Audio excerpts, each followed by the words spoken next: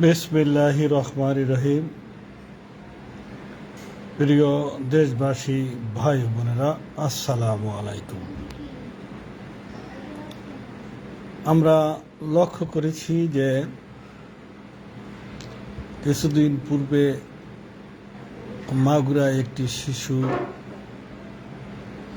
Rape বা ধর্ষণের শিকার হয়ে বেশ কিছুদিন মৃত্যুর সাথে পাঞ্জা লড়ে গতকালকে মৃত্যুবরণ করেছে। এই শিশুটি একটি নিরাপদ জায়গায় ছিল, তার আপন বাড়ি, তার আপন বোনের বাড়ি, যেখানে তার আপন বোন ছিল, তার ভগ্নিপতি একজন আপন ব্যক্তি, তার বোনের শ্বশুর, বোনের স্বামীর ভাই এবং বোনের শাশুড়ি, তা প্রত্যেকেই তার আপনজন। অত্যন্ত নিরাপদ একটা জায়গায় ছিল। অত্যন্ত নিরাপদ জায়গায় থেকেও শিশুটি নিরাপদ না। শিশুটি শেষ পর্যন্ত পৃথিবীর মায়া ছেড়ে চলে যেতে হলো। সরকার এবং বিভিন্ন সংগঠন শিশুটির প্রতি সহৃদয় হয়ে অত্যন্ত যত্ন, সেবা, চিকিৎসা করেছিল এবং শুনেছি একটি বিশেষ দলের বিশেষ নেতা সরাসরি তার মায়ের সাথে কথা বলেছে এবং এই শিশুটির দায়িত্ব ভার নিয়েছিল। শিশুটির দায়িত্ব ভার বলতে বোঝায় তার চিকিৎসা। সেটা বড় কথা না, চিকিৎসার দায়িত্ব সরকার নিয়েছে না সে নিয়েছে, শেষ পর্যন্ত শিশুটি বাঁচেনি। এই শিশুটির নাম আসিয়া, মাগুরা।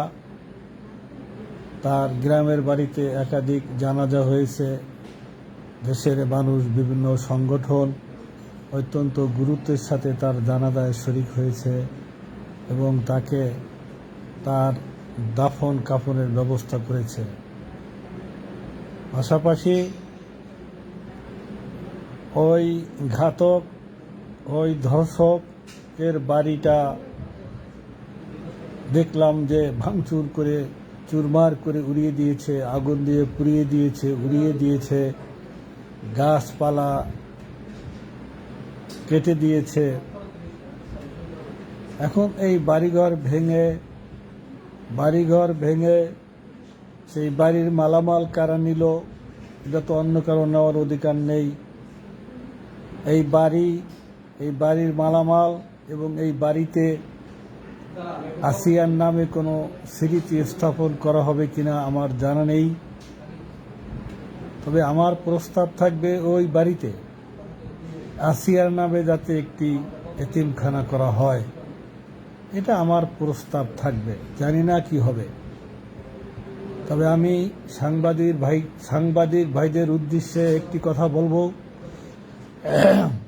আপনারা যখন যে তথ্যটা পান ওটা নিয়েই বেশ কিছুদিন ব্যস্ত থাকেন। আরও গুরুত্বপূর্ণ তথ্য আপনারা কিভাবে যেন ভুলে যান। আমি আপনাদের স্মরণ করিয়ে দিতে চাই, দেশনেত্রী খালেদা জিয়া তিনবারের প্রধানমন্ত্রী।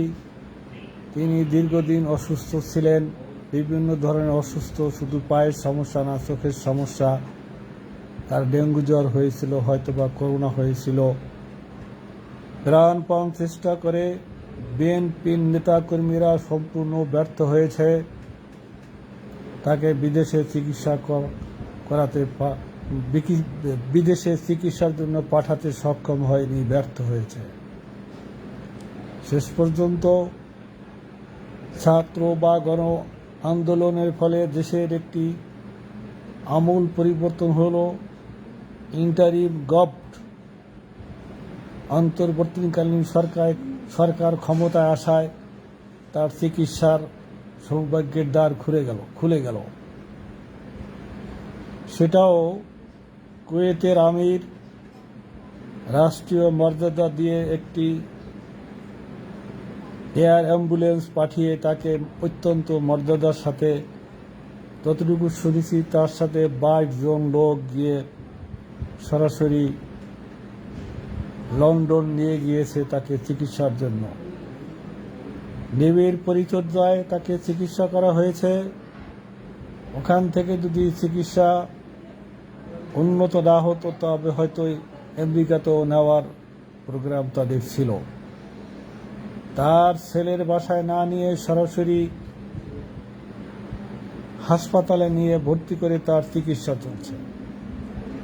তখন সাংবাদিকরা দেখেছি এই দেশনেত্রী খালেদা জিয়ার চিকিৎসার সংবাদ পরিবেশন করতে ব্যস্ত। মাশাআল্লাহ, বেশ ভালো, আমাদের ভালোই লেগেছে। আমরা দেখেছি তার সাথে 22 জন রাজনৈতিক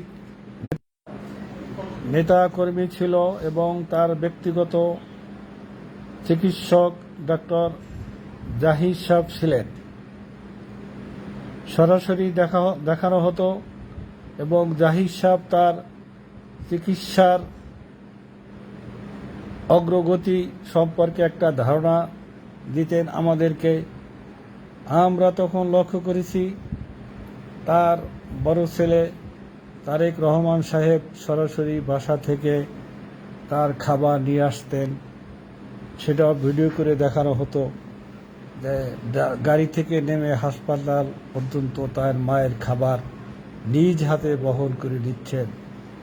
আমরা এটাও লক্ষ্য করেছি কখনো কখনো কোনো রাজনৈতিক নেতাকর্মী ভারপ্রাপ্ত চেয়ারম্যান সাহেবের কাছ থেকে যদি খাবারের ক্যারিয়ারটা নিতে চেয়েছে, উনি নিতে দেন নাই, নিজের মায়ের খাবার নিজেই হাতে করে বহন করেছে। আমরা আরও লক্ষ্য করেছি তাবিদ আউয়াল এক সময় ভারপ্রাপ্ত চেয়ারম্যান সাহেবের হাত থেকে টিফিন খাবারের ক্যারিয়ারটা নিতে চেয়েছেন, উনি দেননি।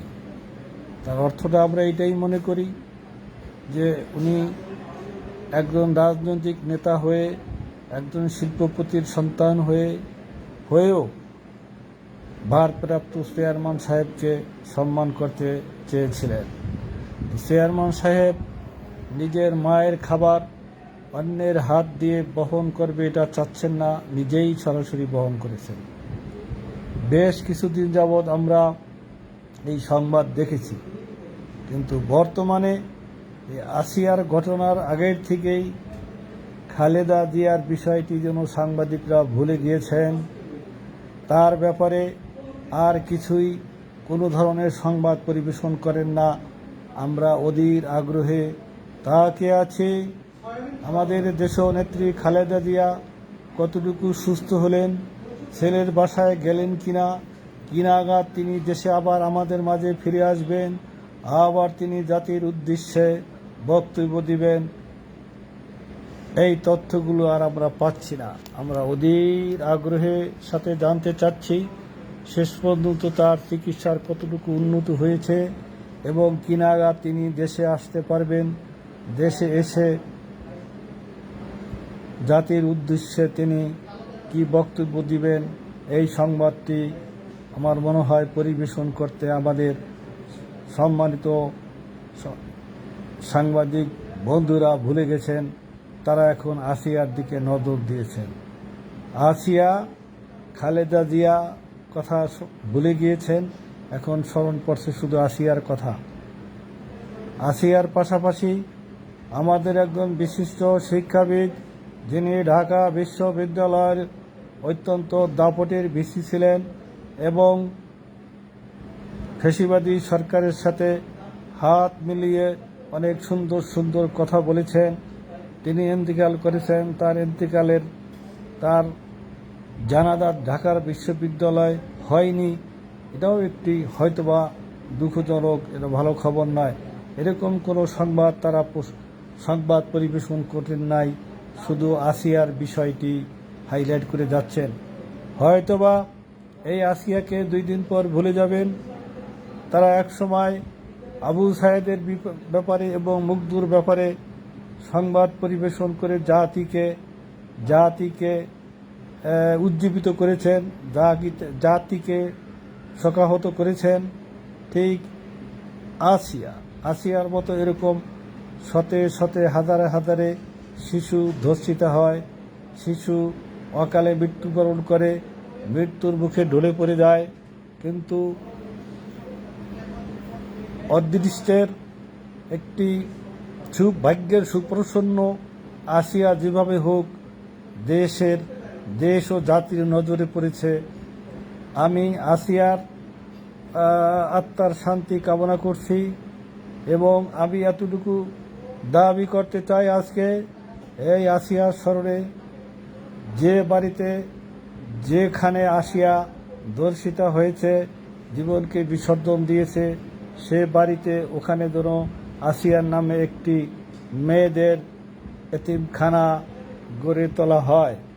আমি এই আশাবাদ ব্যক্ত করে আমার বক্তব্য শেষ করছি। আসসালামু আলাইকুম ওয়া রাহমাতুল্লাহি ওয়া বারাকাতুহু।